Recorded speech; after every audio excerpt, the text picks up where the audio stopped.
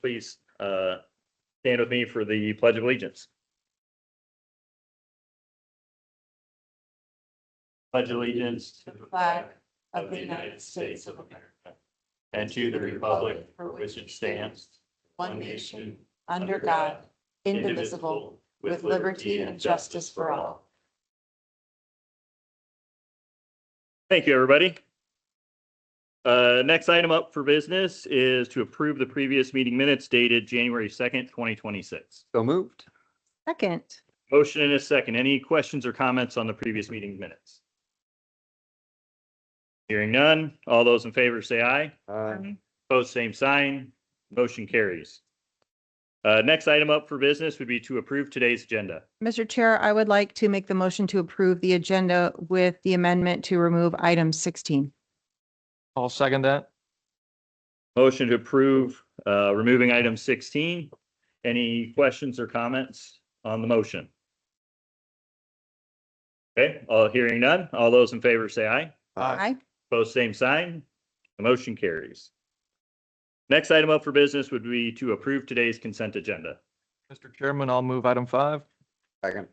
Motion and a second on the consent agenda. Any questions or comments on it?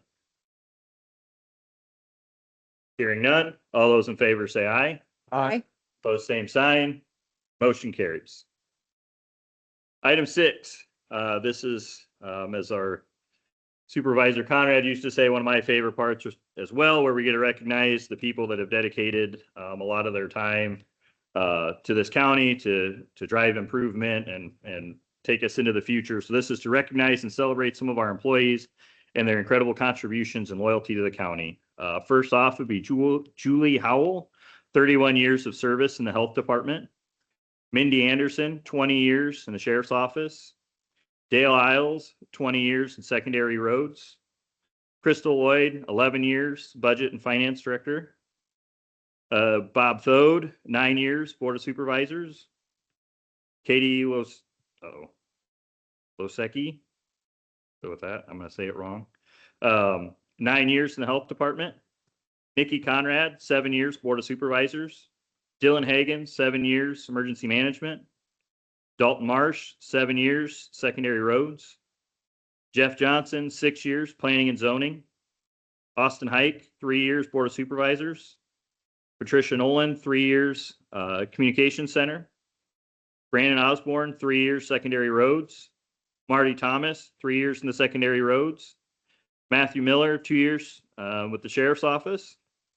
Nathan Montgomery, 1 year with the board of supervisors. John Cochran, 1 year with the board of supervisors. Shauna Abrams, 1 year in the auditor's office.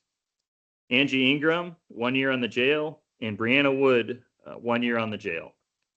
And I just want to say thank you to all the folks here and that help provide the services that we need in this county. I'm grateful for all their dedicated service to us. So up next, item number 7, approve Mr. Tim Hopwood, to become our next valued member of the Webster County Sheriff's Department as Webster County Deputy. Based on Mr. Hopwood's experience in law enforcement, it is recommended that he start his career at the pay step 3, the current agreement with Teamsters Local 238, $36.51 an hour with a starting date of February 2nd, 2026 per Sheriff Luke Fleener. I will make that motion. I'll second. Motion and a second on the floor. Thank you. Good morning. Had me in suspense there. We're good. If you could introduce yourself. Yeah. Luke Fleener, Webster County Sheriff. Normally, in the past, what we do is bring our deputies in to introduce them to all of you. Tim is working overnights with the police department still, and he's a member of our tactical unit, and we were out early this morning, so he's home trying to get some rest before he has to come back to work tonight, so he couldn't make it today. So just a couple comments on that. He has 5 years experience with the police department. One of the huge benefits we have of hiring certified officers, it saves a lot of tax money for us to send people to the academy, and then they're gone for 6 months doing training. So his FTO program, on the job learning to our department, will be relatively quick because he's already familiar with our policies and procedures, and it'll be really quick to get him set up and get him out there. Just one other comment. We've been extremely lucky that the sheriff's office, when we have openings, we have a lot of qualified people that apply, including certified officers and non-certified. This was no different. We had very good 7 qualified applicants that went through the interview process, and Tim came out on top of it. So we're very blessed that we have people that want to work for Webster County. So he'll be a great addition to our team. The plan is February 2nd to get him sworn in. We'll bring him over and at one of the next meetings so you can be introduced to him correctly. Thank you. Thank you. Thank you. That's exciting to hear. And and it's nice to hear when we've got, people that want to come here and want to come work for us, and especially hearing that the pool of folks that want to come in. So it's great to hear. And any other questions or comments on item number 7? All those in favor say aye. Aye. Opposed, same sign. Motion carries. Up next, item number 8, approve chair to sign a letter of support for an application from Story County Board of Supervisors for a water management planning update grant for the Iowa Creek, and that should be WMA. I'll move item 8. Second. Motion in a second. So actually, this is mine I'll get to talk about. So I am on the Iowa Creek WMA. Right now, IDALS has opened up a grant opportunity for us to update our current plans. Our last plan was updated in 2013, I believe it was. And the Story County they've got a coordinator that kind of runs all of this for us. So they're working on a grant to allow us to update that comprehensive plan for our watershed. So I thought it was a great opportunity for us. We are a representative on that. I'm the representative for the board. And so I was recommending that we do this as a sign from our board that we would love to see that grant go through to allow us to update this plan to help improve water quality through the Iowa Creek. And just to clarify, there is no cost to the county. There's no cost to us. Like I said, they're working on the grant. And this is just to support them in their grant application. Any other questions or comments? Okay. All those in favor say aye. Aye. Opposed, same sign. Motion carries. Item number 9, Dominique Sherrod would like to share information about his employer, Globe Life Family Heritage Division. Good morning. Hi. Thank you. For the yesterday that I went to yesterday, they actually took one of my photos. I had 3 today. Is it okay if I stand right here? Is that fine? Is where you Yep. guys If you okay? just introduce your name Yes. and who you're with. Yep. And so Yes, my sir. name is Dominique Sherrod. I'm with a company called Globe Life Family Heritage. I live down in Ankeny. New to the area. I've been there for about a year, but I've been doing supplemental coverage for 8 years now. 8 years comes up in May this year. I started down in Northwest Missouri. I'm a Bearcat in Northwest Missouri State, so I always got to throw that out there. But I started my career down there and worked with about 10 to 12 courthouses along that Northwest region. And I moved to Iowa just last year with my family. I'm married, I got 2 young kids.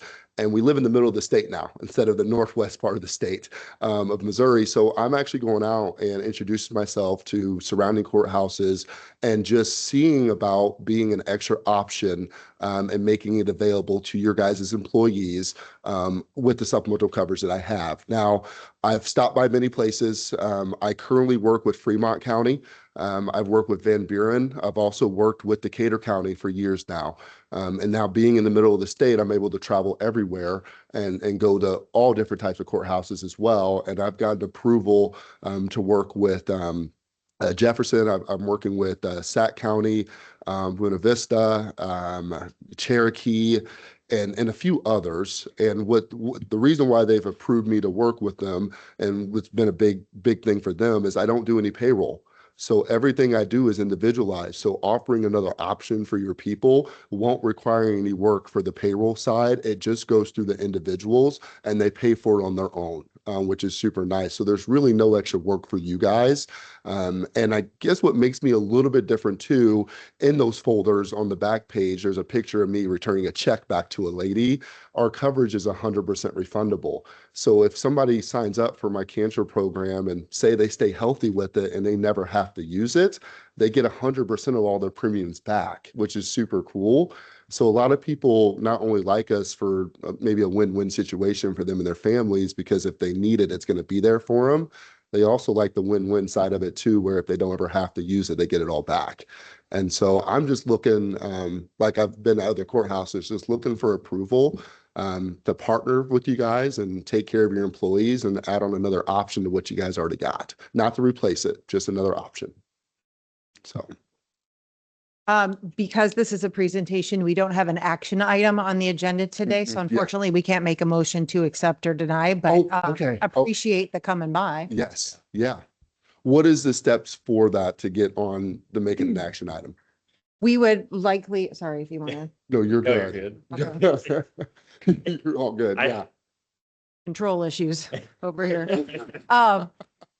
We would likely review internally and then place it on an agenda at a later date. Our next regularly scheduled meeting is in 2 weeks. That sounds good. That's perfect and stuff as well. What do you guys need for me to help kind of get the information out there for you guys to be able to make a decision? I need to email something to you guys. What would be helpful Yeah, for you guys? if you could send that, whatever information you have, we have the In there. supervisor's email as well. Yes. That'll send it to all of us. Awesome. That way we can all get that and we can start reviewing it and we'll contact with you if we've got questions, just to understand, what it all entails on our end. Yep. As Conrad said, we can discuss then getting it on the agenda for the next meeting. That's all that matters to We me. can't, we can't take any action on it right now. Can't do any decisions right now and all that. All right, it's just to review, the presentation, so we can't Yes. decide on it, but we definitely, the more we look at it, we'll have to. Look at it, decide few from there. Yeah. questions and things like that too as well. That's perfect. So that's what I got today for you guys. Super easy, super simple. Thank you. Thank you, Sherrod. Thank you. Oh, I'm sorry, Dominique.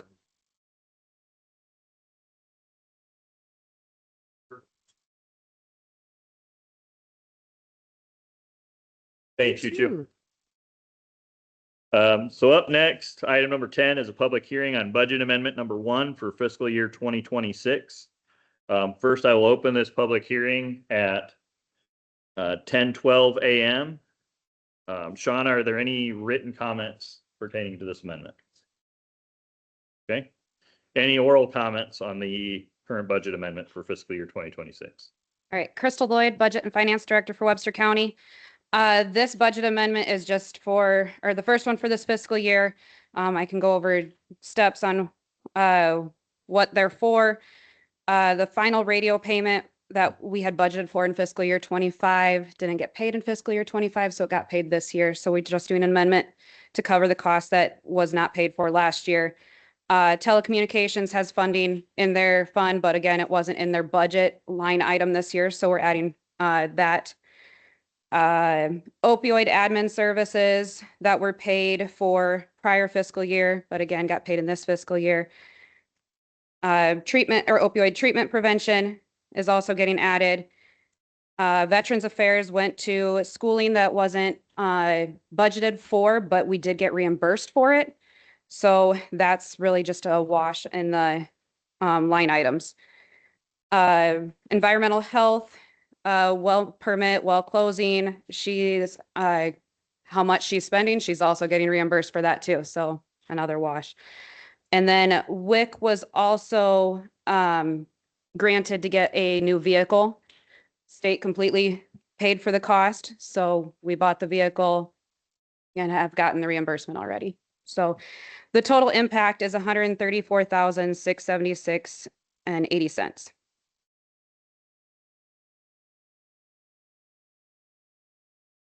Questions? Comments on that? Okay.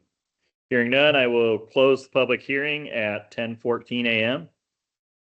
Item 11 would be to approve and authorize chair to sign amendment number 1 to the current county budget for fiscal year 2025, 2026, and further approve an increase in department appropriations, appropriation expenses, Department 5, Sheriff's Office, $4,600. Number 23, Public Health, $67,000. Number 99, non-departmental, $63,076.80. It did. Motion and a second. Any other questions or comments related to this? Hearing none. All those in favor say aye. Aye. Opposed, same sign. Motion carries. Up next, item number 12, approve resolution number 2026-03, third quarter transfer of funds from the general supplemental fund to the telecommunications fund in the amount of $210,450. Mr. Chair, I will move item 12. I'll second.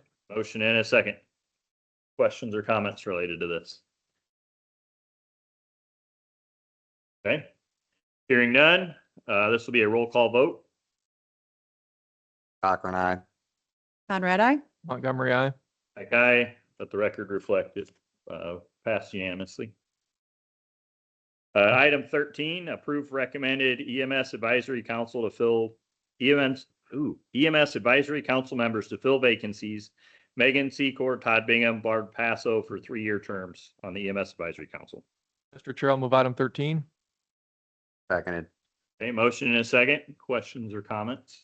Yes, Megan Secor is actually appointed by the city of Fort Dodge. They have agreed she will be taking over for Cameron Nelson's seat. And I lost it. Todd Bingham is the EMS director at Duncombe Fire. He will be replacing Luke Huggins on the EMS Advisory Council. And then Barb Passo will be continuing on for a 3-year term. I did want to thank Luke and Cameron for all the work they have done up until this point and for their service to the county.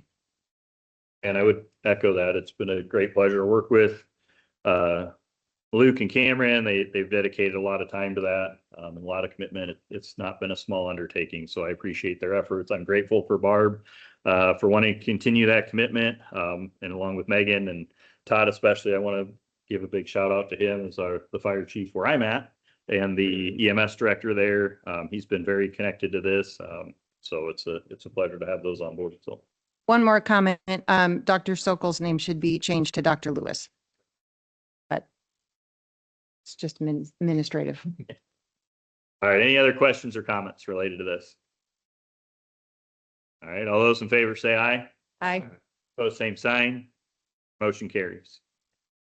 Item 14, approve the 2080 agreements as recommended by the EMS Advisory Council.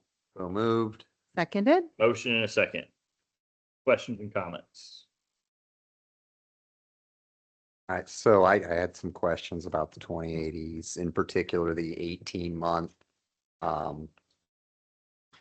mutual termination clause, and specifically how that would impact Otho or any other transport site wanting to enter into an agreement.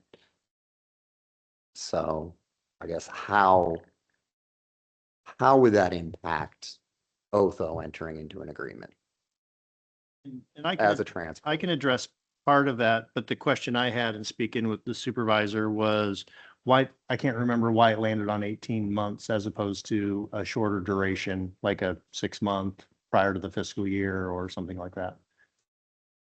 All right, sorry, Matt Price. I'm here for the EMS Council, Fire Chief Fort Dodge. The reason I think is just that's what you and I had gone back and forth with. I don't really remember why it was exactly that either, to be honest with you. I know it was a while back when that first draft was put together. 18 months does seem like an awfully long. I think some of the concern was if there's large purchases and things like that, that was kind of before we had done those, work through that framework, was that way you had time. If someone wanted to get out, there was time to adjust for that, on both sides over at least a budget year was the intention. Is if you did it mid-budget year, at least next budget year, you'd have time to work through that and then make it through. I think that's why it was that way. But I guess Darren, you on this too, would that 18-month period make it difficult for a new transport site to open up within that 18-month period? I don't think just the 18-month period that is termination for convenience, not for cause, which can happen immediately, but for convenience or just for any reason either party wants to terminate. I don't think the 18-month termination would necessarily impact Otho. In that scenario, if Otho entered into one of these non-transports agreements initially, we wouldn't be stuck with the 18. We could just agree to terminate it sooner. That's just what we're entitled to, is an 18-month period. So they'd be able to terminate earlier. And then I think we would fall back on having to look at the annual renewal cycle. So I think we'd only be tied to whatever remained of a fiscal year for the Otho situation.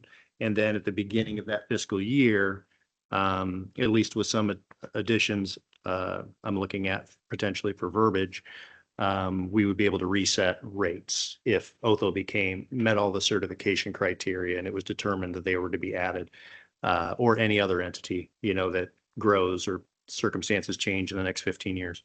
So in your opinion, I don't think the 18-month termination clause is going to prevent that. so it's possible for them to open within the 18-month termination clause. And then Matt, for you, it is your intent that Otho should be able to open up within that 18-month time if they fulfill certain pre-requirements to actually get certified, right?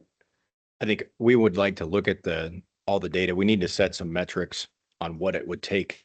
Our board hasn't even gotten to the point of being able to set that up of how someone comes in or out of the agreement.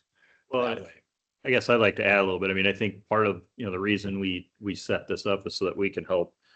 It's not the individual each going out saying, hey, I want to start this up and jump into this now. It becomes the council recognizes there's a need. And we've talked about this before, if we recognize that the demographics are shifting towards the Northeast and we need to bolster up, say, Vincent, for example, and that's something where this board then would be on top of collecting all that data, track that, and then they would recognize, hey, we need to shift resources to the Northeast, for example, just as the example, and start bolstering up them rather than just, hey, everybody's going to go out and do what they want. We use this committee to help drive where we recognize change needs to happen. If We want to build I'm understanding how a county system rather than a bunch of independents out there. And it's through input. I mean, I think that's kind of the point of our advisory council is we're getting input. It's much like us, we represent 1/5 of each board. We got the commission represents either a sector or region or however we broke that out there. But, they're gathering input from the communities that they're representing to help understand where do we need to drive change at. So I just want to be crystal clear. If we decide that we wanted to open a new transport site somewhere else, we could, and got it certified, we could fund it and pass your metrics, which I'm fine with. We could fund that before the 18 months of the mutual termination clause. Because for instance, with Vincent, that would take up some of your area. Sure. And so we'd be able to pull that off without necessarily terminating the agreement and then re-entering into a new one. I think you'd have to amend it. Well, the way I see it, I think it would be difficult to do that mid-fiscal year. But I don't think the 18-month has any impact on us being able to change the rates. I think that's just about giving notice that somebody doesn't want to participate at all. So I'm putting the 18 months to the side. To me, this would be done on the annual basis because we have 1-year contracts. And then they can auto renew unless there's changes. So I might want to bolster the auto renewal section, which is section 3, terms and termination, section A, just to add a sentence to make it crystal clear that new allocation rates can be set by the Board of Supervisors based on changes in membership or demographic changes. I think something like that, just making it crystal clear that that rate from the 82%, let's say, I think, or whatever it is for Fort Dodge, or 80.7%, it looks like, that can be amended based on, if the EMS board says, yep, these folks have jumped through all the hoops, this is a neat area, yes, we're going to recommend to the Board of Supervisors, we add, let's say, Otho. This board says, yes, we agree, Otho. Then the next fiscal year, when we go to renew that next year contract, Otho would change its designation and we recut, based on the statistics that we arrived at these numbers from, the numbers that we derived for the, however it's calculated for the number. Some of that is in the calculations already. Exactly. So, but I don't think the 18-month termination is going to play into that. It's going to be strictly the annual fiscal year renewal. So, and we have control and ability to change that. We wouldn't be terminating the contracts, we'd just be amending rates. So that's how I see it playing out. But I do think we should make that more clear in that subsection, fairly easy edit. And while I'm on topic, I'll just kind of, based on conversations I've had with supervisors and just looking at it. So I have that proposed change just to add to that section that those allocation rates can change based on those sorts of changes on an annual basis.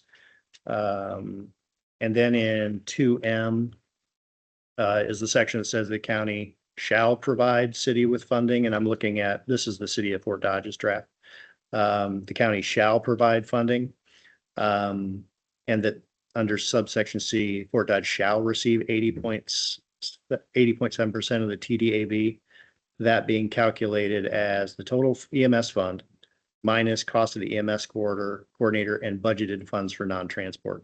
I think there needs to be, well, based on what I've discussed previously, I know with Supervisor Thode, who's not here, he wanted to have a little more flexibility than a shall, that we shall pay that amount. I know he was talking, well, what if such and such county we determine needs what's called a Lucas device? Is that what an expensive piece of machinery that's necessary in a certain area?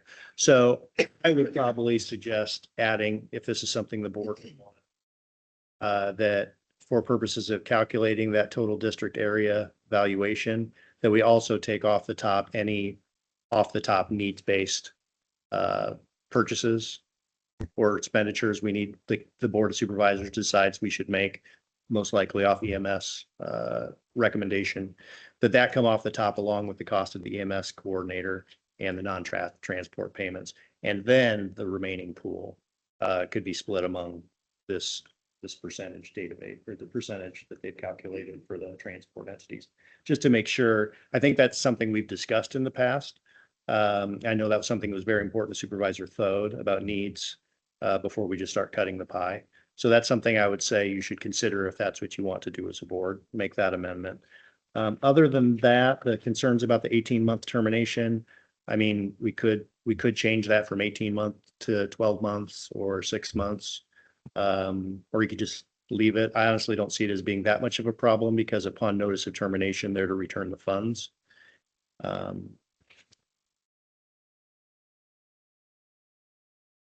So those are the thoughts that I have on it, where it could just a few minor things to include changes that I think are at least things I understood to be things that were important to the board in past discussions.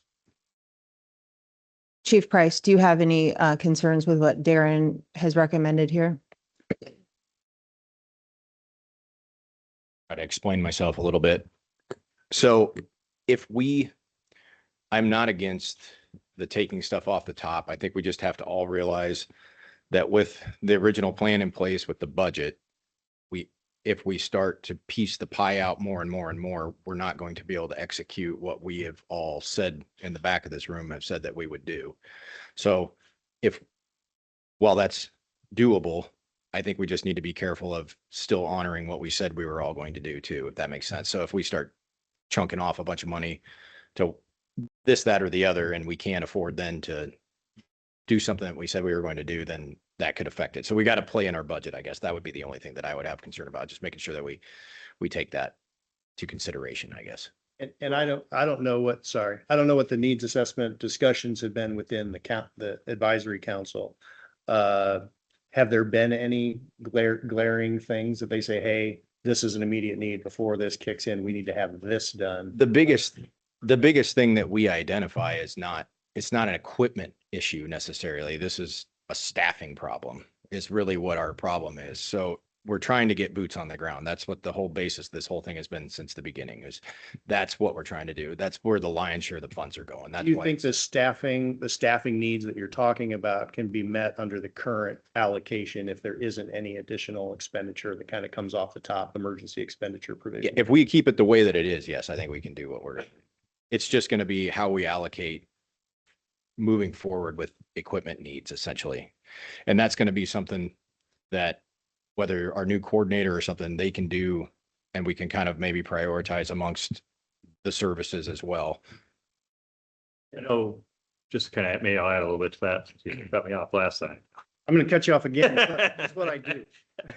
No, and I think maybe back to the language side of that. I mean, the idea isn't that, like, if an agency says, I'm only going to need $5,000 and I recognize that Calendar or somebody else might need a Lucas, that we couldn't move the funds where they're needed still. Because I have had some of that feedback from a department, at least one department, that, hey, I'm probably not going to need $10,000, and rather than just me sitting on it, I would just soon help go help support. And that's kind of where like my thought was, is that a coordinator then could help pull in some of those needs so that if somebody else needs it, can work with the other agencies and saying, hey, realistically, what are our needs here? We'll leave it the way it is, but we'd like to maybe reallocate some of these funds elsewhere. I guess that's kind of was my take on that. Maybe I'm wrong in that. And I think that sort of flexibility is good. I'm just saying in this provision 2M, it says that the county shall. And when it says the county shall, if you don't have that benevolent entity that says, hey, I don't need all the money you've allocated. And the MS director thinks, hey, we should reshift some of the stuff around. The contract says the county shall pay this percentage.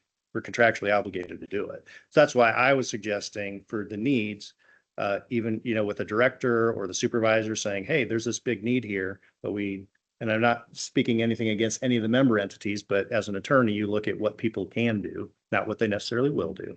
But if they say, no, this says you shall pay us, so you're going to pay us, you're not going to take, $5,000 out of my pot. If we put an additional sentence in how we calculate total district area valuation that needs-based, that needs-based allocations, emergency needs-based allocations came off the top before we split the remaining pie.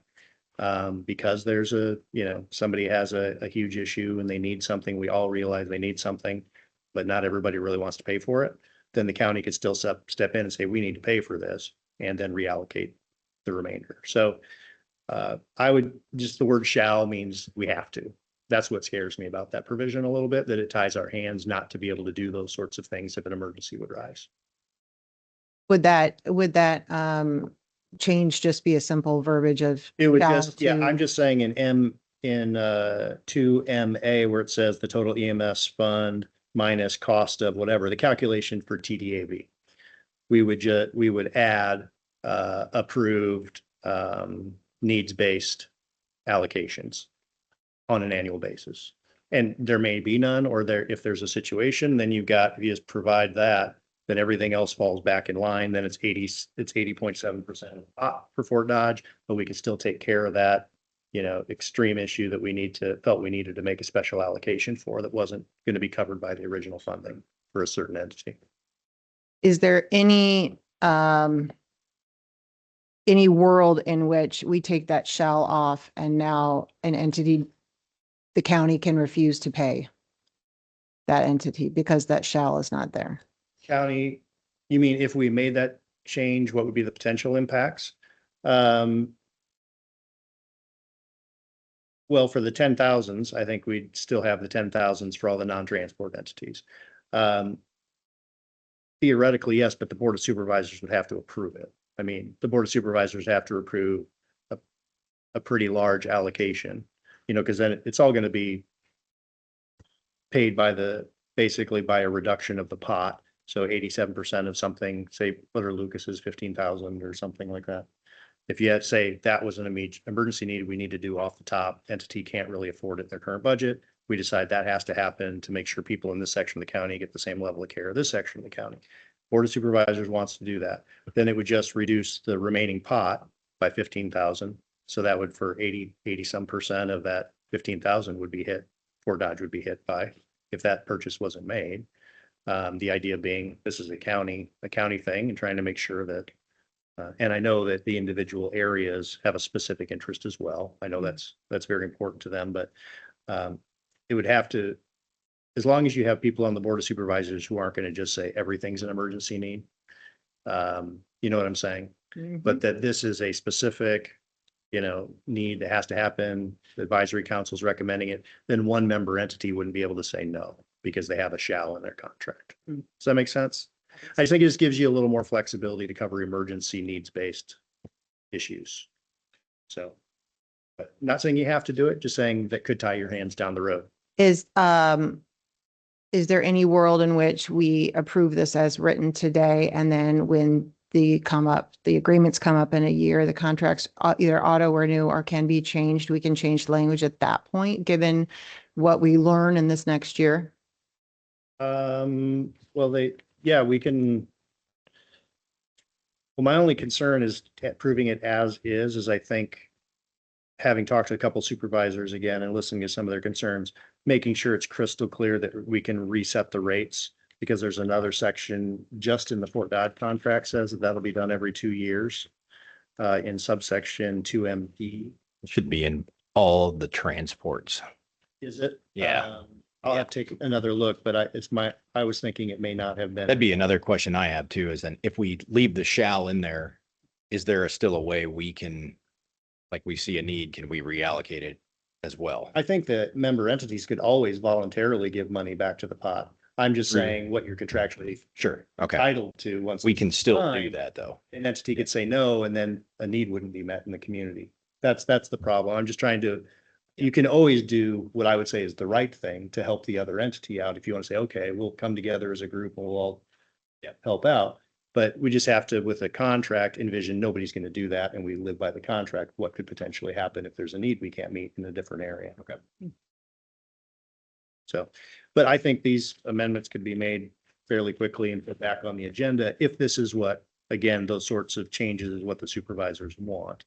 I don't know what each of your thoughts are on those proposals, but that's just a way to build a little more flexibility and then be crystal clear on the recalculation on an annual basis of the allocation.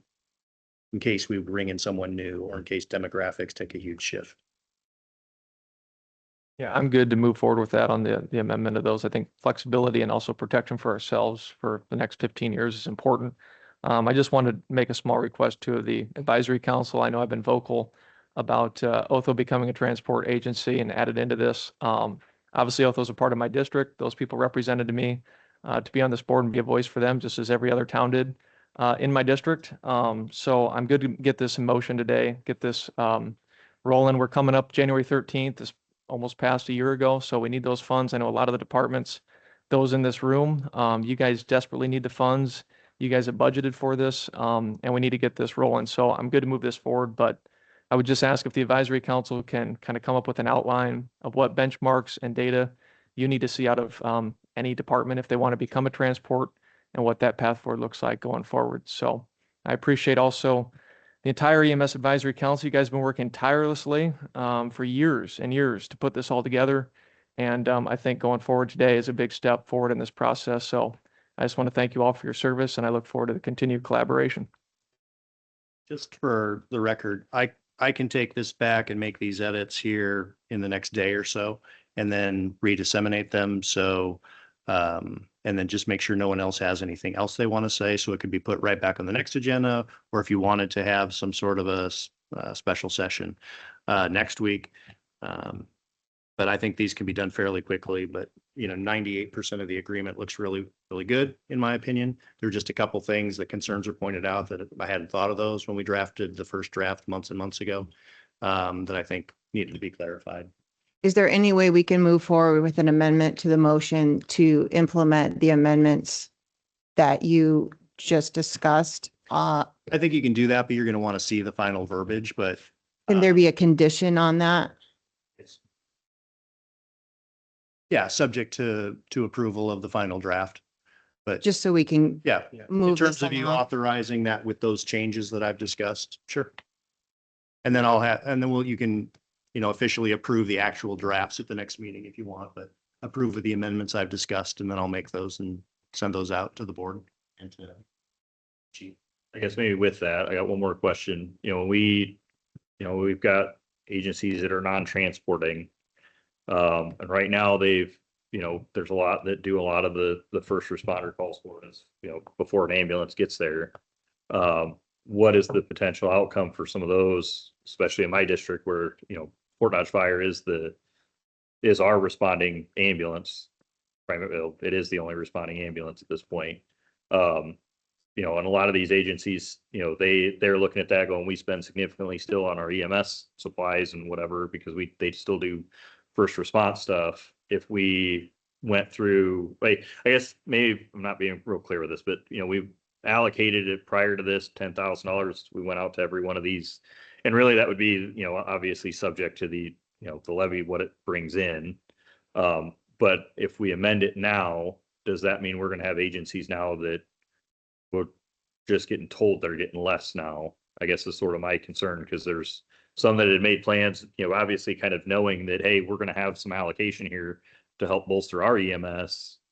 Are you talking about the $10,000? Yes. The $10,000 stays $10,000. What I'm suggesting is changing the paragraph in the transports that specifically breaks down how the remaining percentage is allocated on a percentage basis. This would just reduce, potentially, if there was a purchase, reduce the pool available to be allocated based on those percentages. The 10,000s would stay 10,000s. That was my, yeah, that was. You're gonna that- cut away from the transports, not the non-transports, if you do that. And I just know that there were some that were concerned that, you know, hey, we do spend, and some don't. I mean, like I said, I've talked to some that they don't spend nearly $10,000 and they'd be all right with reallocating some of theirs. But my concern is that there are some that maybe do spend that or would have a need to spend that. That was one of the concerns that got brought up with me in my district, that, you know, hey, if we're going to start pulling money away from that, they're going to have to start thinking differently about how they do some of the internal EMS programs as well. And I guess that was as long as we know that that part's not changing, because, you know, that's, Yeah, that's. when you look at my district, I mean, Fort Dodge is the only responding agency for us. So having those first responders and money allocated into those first responders is kind of critical in our district, because I think we need to be very careful with how we reallocate all of the money, because I'm going to take my Fort Dodge shirt off too and talk countywide. If we start taking money away from Southwest Webster or Dayton Rescue and the transport services because we identify something that we need that we can't all agree on, we could potentially reduce staffing availability or ambulance availability from those from all three of us. And then we've effectively taken the bottom of the pyramid of the needs and undone it to buy equipment. So that's something that we need to be real careful of, is that wasn't part of what we originally set up. So we're starting to tweak things away from the original plan. well, that's where I do want to be careful, because equipment is only as useful as You have to have having people carrying it. So we do, Yep. you know, to me, when I think about it in some of the compliance worlds that I looked at, we go after the low hanging fruit. I need people first to be able to respond. And that's partly why I look at, like, in my district where I don't have a responding agency outside of Fort Dodge, that at least on the non-transport side, you know, they are critical as, you know, as our first responders in that area. Because that's who is, I mean, I've seen Duncombe Fire EMS show up at my in-laws house several times and with issues. And so those are our first responders getting there. And so that's where I get a little nervous when we start saying, you know, I'm fine with amending some of that. It's kind of from what I'm hearing, but, you know, I do know that there's some of these agencies, you know, I want to make sure that we keep them, even the non-transports, to have funding, because they're kind of robbing Peter to pay Paul. Those would be decisions that the advisory council would advise on if there's some sort of hypothetical emergency for an area in the future. And that then they would give an advisory opinion, and this board would have to by majority vote determine should happen. And all these same discussions would come up at that point. Hey, these folks need an allocation of $10,000 for X. Yes, it's really important. However, if you look at the impact on the other entities, we're asking the Board of Supervisors not to approve this.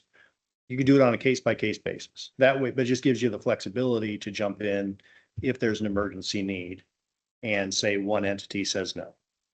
I'm just saying that then it would become the Board of Supervisors on a case-by-case basis to determine if that should be considered an emergency need that comes off the top for, you know, the needs assessment in essence. And again, I just referencing that because I thought it was a little too strong that we shall minus the costs of the director, you know, and the $10,000 contracts that we had to pay that 80.7, and we should, as long as there's nothing else, but I felt that there should be a little more discretion for this board if an emergency arises to be able to address it. So I know, and again, that was strongly, he's not here today, and I don't want to put words in his mouth, but conversations I'd had with the supervisor, though, it was very strong on making sure that all the needs are met in the community before we'd start talking about dividing the pie. Let's make sure the needs are met and then do that. Not that there are a lot of unmet needs under this plan. I know the advisory council has been doing great work for a number of years now. But just so we have that flexibility. May never use it. I've got one last question. So we haven't seen a 2080 from Farnhamville or Stratford. I actually contacted Stratford. how exactly do you think we're gonna approach that? Do you think that Dayton will do something on the side with them, or do you think as a county we'll We- fold them in? We've gone both way or talked about that. I'm almost of the opinion now that we probably should recommend, we talked about this a little bit at our last meeting, that we probably should recommend just 2080s for them as well, rather than having it funneled through Southwest Webster and Dayton. It might be easier just to have them have their own separate agreement, which we can make Do one when the of those. fiscal year comes Yeah, up is. we can do that pretty quick. We have all the numbers now. Thank you to Dalton. So we know what it's worth.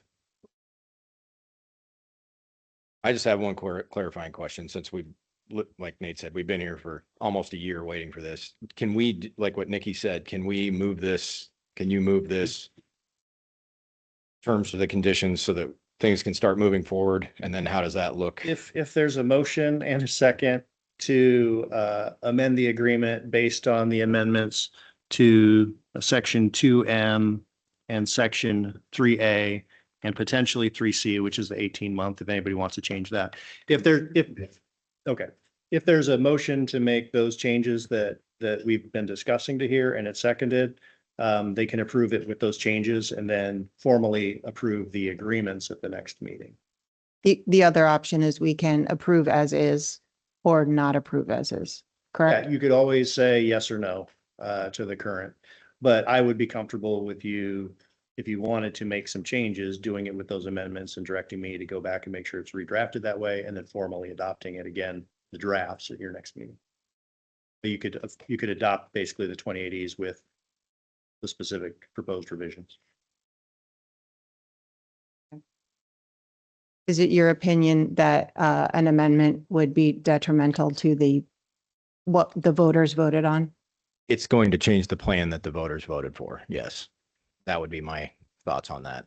Which part? The emergency part? Are you okay with I think if you get in, just my opinion, you get into reallocating stuff around, we've already had enough. It's taken us 11 months to not do anything essentially right now. So if we keep piecing this out and working through all these things, I'm afraid we're never going to get to where we need to get to if we can't just get this thing moving and then maybe we adjust it in a year. That's got a lot of people in this room that are ready to move forward. But that's my opinion. I think this is a giant step, adopting it with 2 or 3 minor revisions, but well, not minor. I think important revisions so that we're not locked in for 2-year terms before we can adjust. But then you could arguably interpret it that way based on the Fort Dodge agreement. I think it should be clear that it can be adjusted on an annual basis based on changes in demographics and membership. But that's just my take. I don't get a vote. With that, when we talk about changes in the demographics of membership, I mean, kind of like what I said before, I mean, ideally, those changes then would come through the advisory council still. I guess that's where, I'm all for, anybody wanting to get an ambulance service or, start something, if that's what they feel they need to do. But the idea is if, this council that we put in place is supposed to help drive, where is our need? Where do we need to start adjusting in resources? Because it shouldn't be, I'm just going to go start this up now and then just tell the advisory council I want to get paid. Well, that would have to be approved by the board of supervisors too. I'm assuming a world where we have an entity that the council says, yes, this entity will be a benefit. Board of supervisors says, yes, we want to do this, and we can't do it. That's my concern. That you wouldn't be allowed to during the 2-year term to do that, even though you're ready to do it on an off year. So these provisions just give us the flexibility to do that, yet it would still have to go through the appropriate bodies to get that approval. Yeah, it would still have to go through, obviously, you're not bound by the recommendations of their advisory council, but it would first go through them, obviously, making informed recommendations, and then this board would have to approve any petitions to membership. This board, if the EMS council or rather the board of supervisors having ultimate say, says, no, they don't think it's a great idea, we don't think it's a great idea, be any change in membership. transports drops off and can't do transport anymore, we're still locked into these percentages under the contract. And other parties say, whoa, we just picked up Dayton. Why can't we change our allocation? Well, the contract says 80.7%. Sorry. We can do it in 2 years. It doesn't make a lot of sense to me either way. We should have flexibility to change it annually. I don't think that's crystal clear here, but it can be done. It can be, you can approve this agreement with those proposed changes is one option. And the draft just gets signed next week by this board and then could go out to the other member entities. I think at this point, I guess I haven't looked at the action item. Yeah, I guess you are approving, you are saying you could approve it for signature from the county at this point, but and it's mostly good. I was involved in the drafting, but again, after a few issues were raised from different people that I didn't hear until the last couple of weeks, aside from those comments were a long time ago about wanting some additional flexibility for needs. I just think that provision is important and could be approved either, like I said, if you want to push it through special meeting next week or in 2 weeks.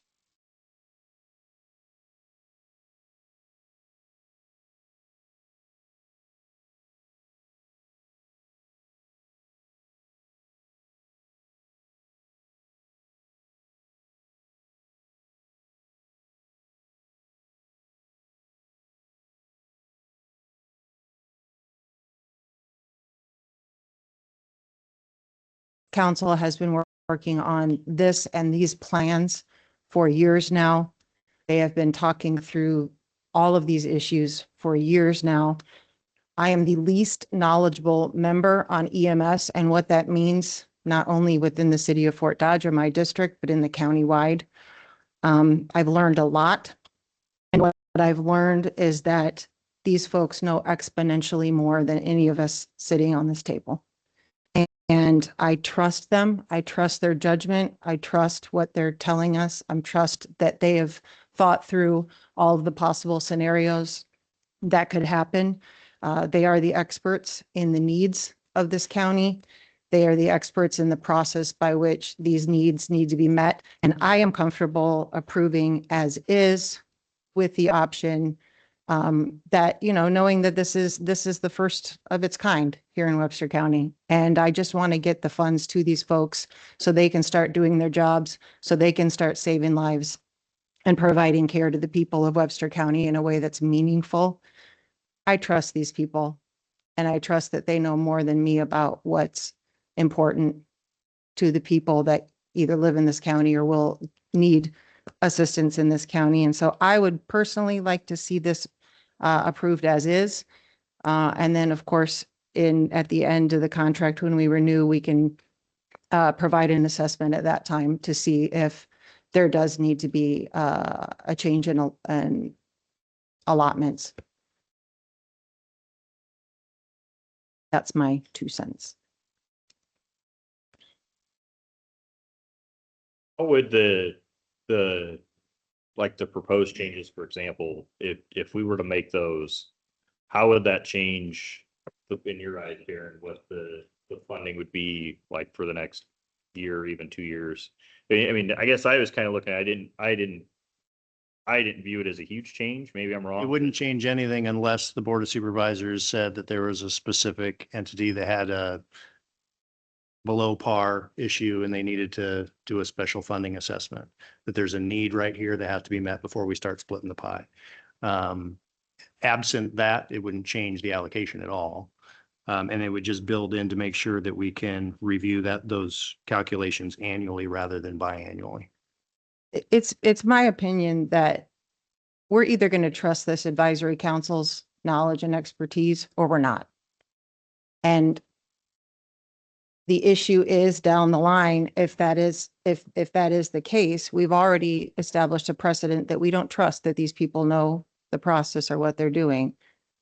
I worry that with elected officials being the determinants of that process, I don't know how to say that. I trust these people that they know what they're doing. And I don't know how to say it. I think, yeah, I don't think we have any doubt in the advisory council. I think we wholeheartedly trust them. I think it's hard to predict the future. Something could happen or come up where a department needs something and we could then pivot and make that allocation. We have the flexibility to do that. And I don't think this does change the allocation. It just gives the option to, if it's a desperate need. And that very well, this hypothetical future scenario very well may be on the recommendation. EMS Advisory Council says, we need this. And somebody has a contract says, nope. And then we can't do what the experts say because there's one holdout, you know, on who has a contract. This would allow us to make sure at least on the next fiscal year, we could correct that. And I don't think this board's going to most likely want to do something that the experts are telling us is what needs to be done. This just allows us the flexibility to do that, not to go against them, but quite likely to do what they're recommending. But you have one entity with a contract says, nope, the county shall pay me this dollar amount, and I'm not giving you money to fund that. That would be problematic to me. I would like to have some flexibility if I were in your position as Board of Supervisors. That's the whole issue. I don't think it's about not trusting our experts. But there is a level of non-trust. We've been talking about this for a year and we've been kicking the can down the road because there's been not enough trust placed in the EMS Advisory Council. This is the same thing that we've been talking about since before the vote. And here we are a year later and now we're still tweaking stuff. Not based on anything that they've given us. Maybe this should have been a second workshop to finalize the final details because we were so far apart the first time. But this is where we're at. I'm just giving my advice to the supervisors. And I kind of wore two hats. I tried to help them do what they wanted to do. And now I'm in the job of advising the Board of Supervisors if there's anything that's limiting to the county. And it limits your flexibility, I think, a little bit. And I don't know that you'd want to wait 2 years to be able to change that. I don't think you'd be able to change it next year based on the way it's drafted. You'd have to wait 2 years to redo the rates if there's a significant change. I don't know. I think you could approve it with those changes and it wouldn't be a significant delay, but that's not my call. And I just, to be clear, I'll vote for it either way. To be honest with you, to move it down the line. But I just think it's important for these folks to hear that somebody trusts them and recognizes all the hard work that they've put into this, the package that they put together to the voters a year ago. And that 83% of people approved this.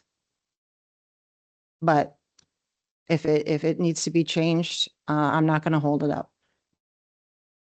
It's kind of my, I mean, we're not asking that the valuations change. Because the people that would still be requesting the change are the EMS folks. Because that's right. I mean, I spent 6 years in law enforcement. I worked on Badger Fire Department for a couple of years. I've seen some of, I've never been a fireman or EMS personally, but I mean, my thought is this still gives, any flexibility that's needed right back to the commission that we've designated to make the decision.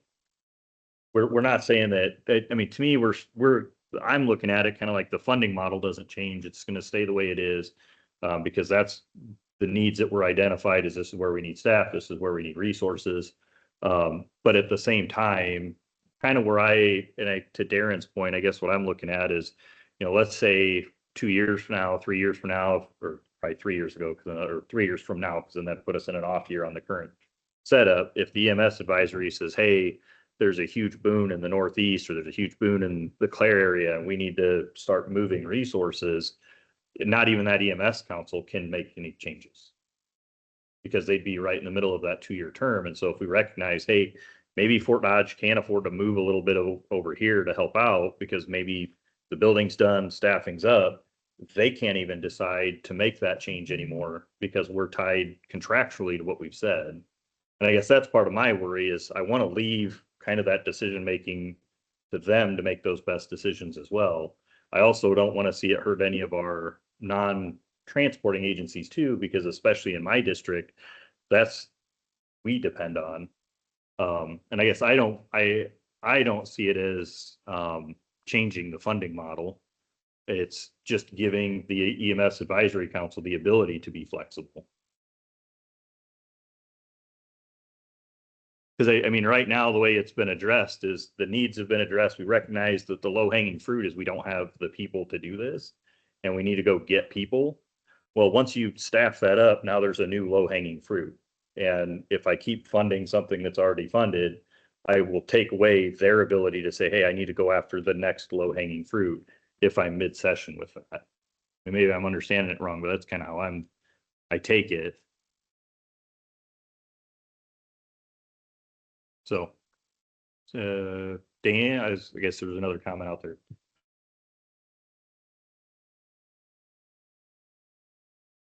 Hi, I'm Dan Hansen. I'm on the Southwest Webster Ambulance Service Board of Directors. I'm also on the Webster County EMS Essential Services Advisory Board. And what Chief Price was saying, as far as in his opinion, is the same as in our opinion. The funding and the thing that we voted on, that we put together for the transport services, is already itemized out within each transport service of the needs assessment of our area. Southwest Webster started close to 50 years ago as volunteers, and we're still volunteers, but we come to this point where we can't cover rural Webster County with just volunteers because we don't have them anymore like we used to. We depend heavily upon Fort Dodge Fire and Rescue, but also on the southern part of Webster County, it's all volunteers, and we're waiting to even put applications out to find part-time EMTs, EMRs, and drivers to help support our rural transport services. And until some of this stuff gets passed, I really appreciate Supervisor Conrad and her, because we've gone through a lot of stuff, and I want to make sure that, yes, you give the authority to the advisory board, but who's to say 5 years ago, when there's different faces here, then you decide, the new council decides, well, that's not the way it's going to work. The advisory board has put so much time and effort, and it's about EMS. The sheriff's department has his budget, and the fire department we're also an essential service, and we've had to fight tooth and nail to get EMS funding, to get ambulance emergency transports to the entire county. And I know the dollar side is important, but we're talking about saving lives and getting into these small rural areas, because we don't have the volunteer service that we did. And we've been patiently waiting for this stuff to go forward so that we can even put applications out. The majority of our proposed budget for Southwest Webster is going to be for wages. And Supervisor Hike already said too, that what's good is a ambulance in the buildings and stuff if we don't have the people to respond. And that's what our EMS Essential Services Board is all about, to get the highest level of care and the quickest response time we can. And all this information we came out with was with those two factors in mind: getting emergency people, EMR, EMTs, paramedics to every area of the county. And I appreciate the fact it's been a tough situation, but we all have the same goal in mind. And the sooner that we can, because in our budget, we put together on the proposed monies that's coming in, it's going to be tough for us as Southwest Webster ambulance service if we start taking off the top for this over here. If you completely trust the advisory board, because we're all different. I mean, I'm not an EMT or an EMR. I've just been president of the board and I've been on the board for a long time, so I know the workings. But it's not about me. It's not about Chief Price. It's not about Danny Hansen from Dayton. It's about what we do and how we're trying to serve, just as you guys are. So if you make those changes, I'm hoping it gets to the point where you do communicate with the advisory board, because they're the ones that set up this needs assessment to begin with, what the county needed for whether it's for buildings or for ambulances, but most importantly, to get people, EMRs, EMTs, and paramedics on scene, to get them transported to where they can be helped and saved, and that. And the non-transports are just as important. But on the other hand, we have in our advisory council handbook or where the case may be, if we check every year with the non-transports, and if they're not using their funding, if they have, there's a couple of them that don't have EMTs or EMRs right now on there. But we wanted to give them the opportunity to have the monies to be able to have some of their firemen or whatever the case may be, take the courses to become EMTs or EMRs, and then join their first responders or their non-transport services. And this monies will provide that ability to get the schooling and get the support to get every area, like Supervisor Hike already said, that first responders are usually the sheriff's department, they're there. Webster County has a great opportunity here. And look at the representation of it's not about Fort Dodge, it's about the entire county. And if it wasn't for the Fort Dodge Fire and Rescue and all the men that they had out going and all the information, this wouldn't have passed, but it did pass March 4th of 2025. And now we're in 2026. So the sooner we can get this moving, we can't even send our applications out to get drivers or part-time help, part-time EMTs and drivers to help shore up. Not that we can't do it we've been doing it, but as you well know, any other organization is having a hard time with getting volunteers to the day and age that we're in. So I support and I thank you guys for all your time, and we want to look every angle, but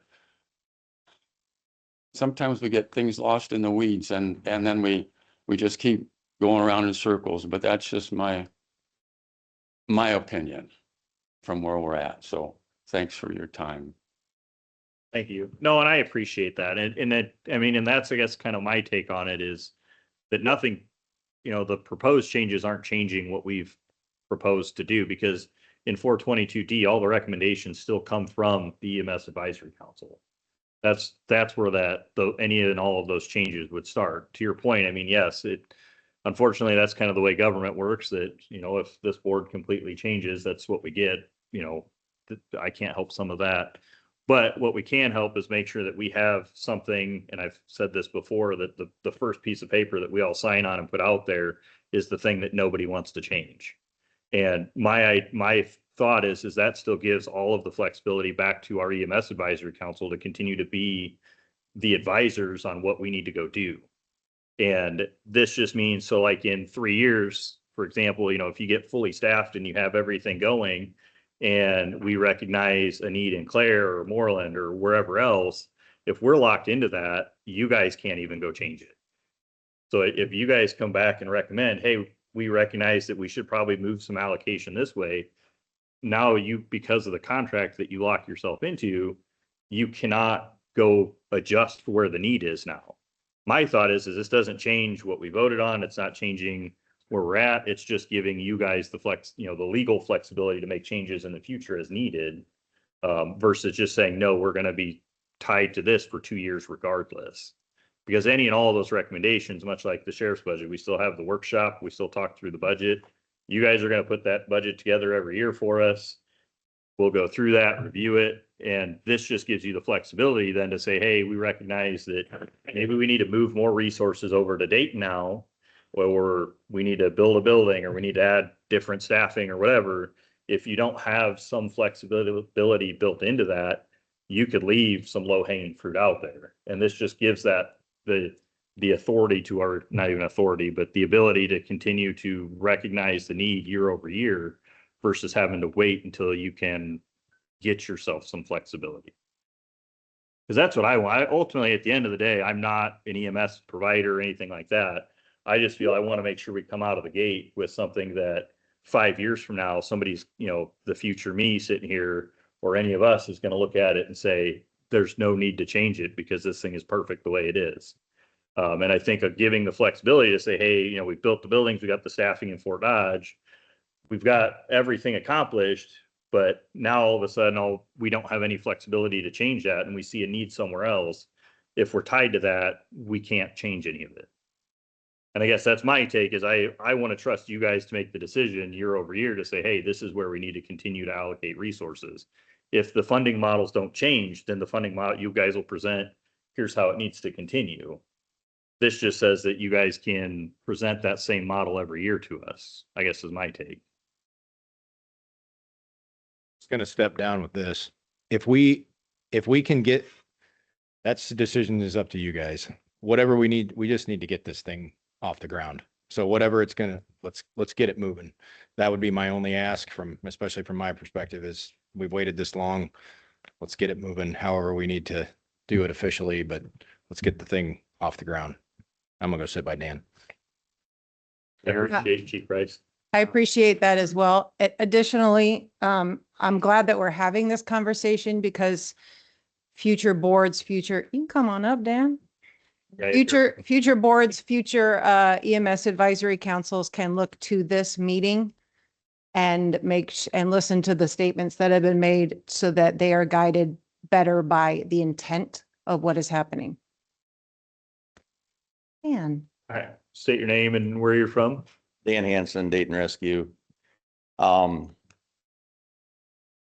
Matt and Dan's, I'm the third transport service. So if we need to make the amendments, let's do it now. Let's get this voted on now. I have a budget. I have needs. We all have them. Let's make those amendments now, please. Please vote on it today. That's all I'm asking. All right. Thanks. Darren, how do we, oh, go ahead.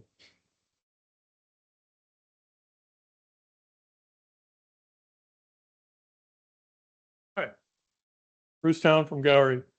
I represent 3 entities. One is a citizen of this county.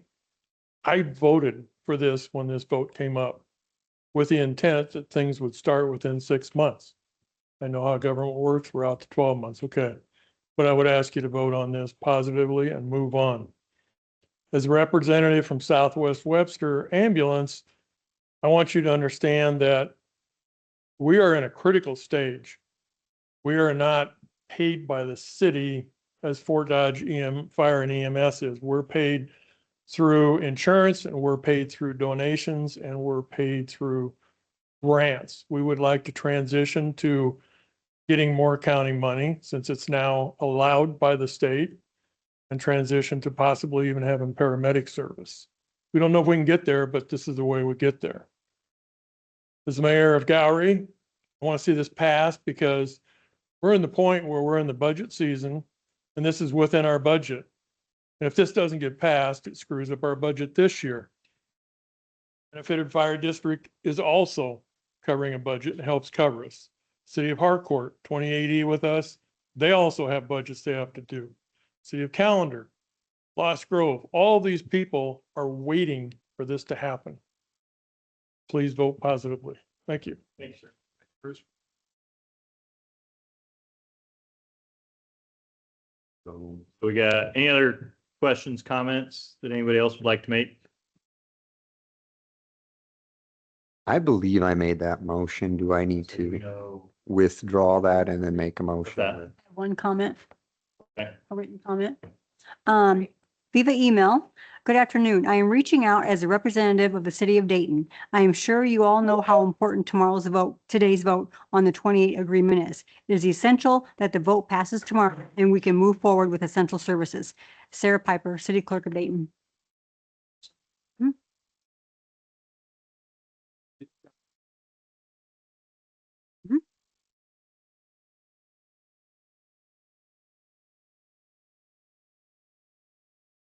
So I would like to withdraw my motion to approve the 2080 agreements as recommended by the EMS Advisory Council and change that to, I would like to make a motion to approve the 2080 agreements with the amendments that we have suggested. And Or I guess did you second that? How does that work with, if we had a withdrawal of the motion? I think that's fine. Then we can start over with his amended motion. And perhaps I can just say what I would say the amended motion is, and then you can adopt it, John. I will If you say agree what with what I have to say. Yep. All right. So approve, motion to approve item 14 with amendments to the templates for agreements, specifically for the transport agencies under section 2M, subsection A, total EMS fund minus priority needs funding minus the remainder of that paragraph as how we arrive at total district area evaluation. And then subsection D in the Fort Dodge agreement, MD, would state the percentage based on total district area evaluation will be reassessed on an annual basis to match the current Webster County evaluations. And I believe, we'll have to double check this, but I believe the other two transport agencies are missing subparagraph D, so we would insert that into their agreements. And I believe, and you didn't care about the 18-month It termination. doesn't matter. If you're telling me we can just do it every year, That would the be, EMS is. that would be the amended motion if you adopt it, John. I say that. Took the words right out of my mouth. Okay, so I have a motion on the very long sentence from in there. Oops. And then I got a withdrawal in a second. Second. Oh, I said, I don't know how that- Possibility or? And he withdrew his motion and died, so he's just Oh, seconding the gotcha. amended motion. Okay, so I have a motion, a second on the amendment. So my question then is, so we're still adopting the rest of the 2080s? Just those two sections are the only things up for discussion? In the transport agreements, yes, the non-transports are unimpacted by any amendment to the motion.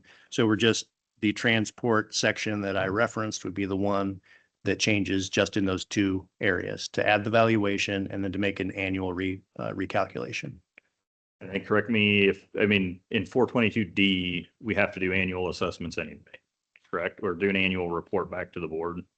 Sure, yeah, I'm trying to remember exactly what's in there. I was trying to look it up real quick. I mean, I guess that was the other half of my thinking is if we're already having to do annual assessments of the needs in the county, it would, to me, it would almost make sense to keep the models matching what the code is already saying.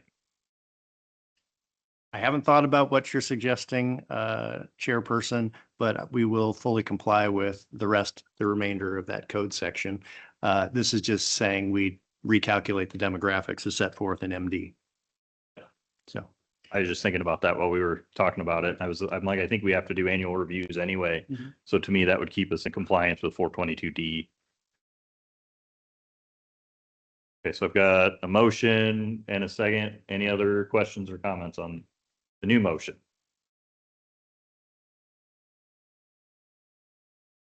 Okay, anything from the room? Okay, go ahead and take a vote. All those in favor say aye. Opposed, same sign. Motion carries. Thank you. So that's great. I mean, to me, I just kind of add to that real quick. I think the discussion is great. I mean, we've had a lot of discussions. I think this helps, as Supervisor Conrad said, future boards, future EMS commissions, when they're looking at that. I mean, this is how we collaborate, work together and move things forward. So I appreciate all the work from the EMS Advisory Council. I know there's been tireless hours put into this. And I can't say how much I appreciate everybody that's dedicated their time to this. So thank you, everybody. That was a long one. Item 15, approve the following 2026 committee and board assignments for Webster County Supervisors. Copy on file in the auditor's office. Mr. Chair, I would like to approve item, what number are we on? 15, with the following amendments. For the conference board, the chair of the Board of Supervisors should be listed as the chair of the conference board. For the Iowa Crossroads of Global Innovation and the Growth for the City County, it states in there currently to have Dina still on there. It should read a position. So the budget and finance director should be on those. In this case, it would be Crystal Lloyd, but I think having us have it. Yeah. That. And then for the EMA commission, have it stated instead of names, the mayor or elected designee of such organization. And then as a blanket alternate, any other supervisors for any committee a supervisor sits on that may act so that any other supervisor may act as an alternate with voting authority. Did you get all that? Off Shauna? video. Great. I'll second that. You want to repeat it? Supervisor Montgomery, if you could just repeat all that back. Yeah. No that'd be problem. great. That'd be great. All right. Video. Got a motion in a second. Any questions or comments on our committee assignments? I think the biggest thing, as Supervisor Conrad stated, part of it is we all serve on conference board or some of these other boards, or we're alternates for each other. And this just allows kind of a reduce of constantly having to edit some of these, especially with boards like the EMA, where it's all elected officials that are represented on that. We can just identify that they are there. I think that provides some simplicity with it. So any other questions or comments? All those in favor say aye. Aye. Opposed, same sign. Motion carries. Item 16 is removed. Up next is the citizens' opportunity to address the boards with items not on the agenda.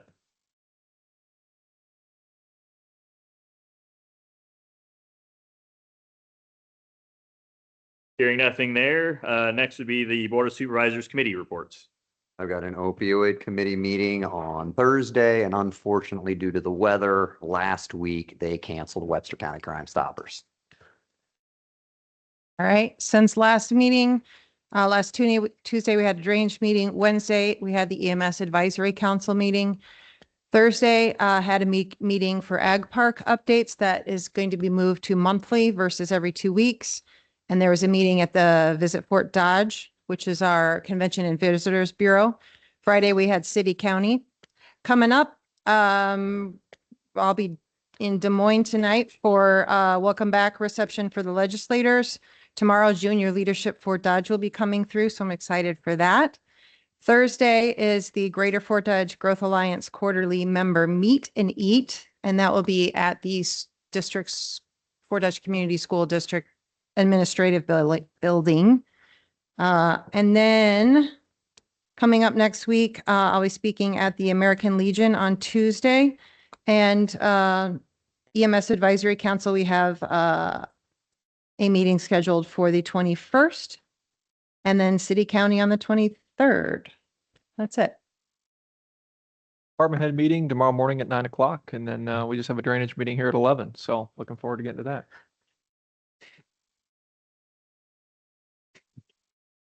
I'll be updating 2080 agreements. All right. I guess Shauna, anything to update? Nope. Here. Okay. For me, I don't get into the really long stuff like Nikki used to. I'm not great at that part of it. But last week we had the leadership meeting here. Got to meet with all of the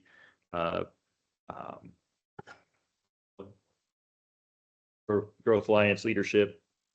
Dear Lord. But Fellows. what's that? Fellows. Yes, fellows. Had a great conversation, introducing them to county government and how this kind of works. We had a joint Iowa Creek WMA meeting last week, along with our city county meeting at the Growth Alliance, meeting with the city of Fort Dodge. Great conversations are continuing to be had. This week, I've got the Beaver Creek meeting on Thursday. We'll be reappointing department heads for or executive committee for that. So I'm really excited. I've been the current chairman. I will likely continue to do that if my board would allow that. It's been exciting to be a part of that. And I've got nothing else with that. Okay. Anything else? Okay. Up next would be to allow claims. So moved. Second. Motion in a second. Any questions or comments on the claims? All those in favor say aye. Aye. Opposed, same sign. Motion carries. Last item up for business would be to adjourn. So moved. Second. Motion in a second. Any other questions or comments before we adjourn? All right. All those in favor say aye. Aye. Opposed, same sign. We are adjourned. Thank you, everybody.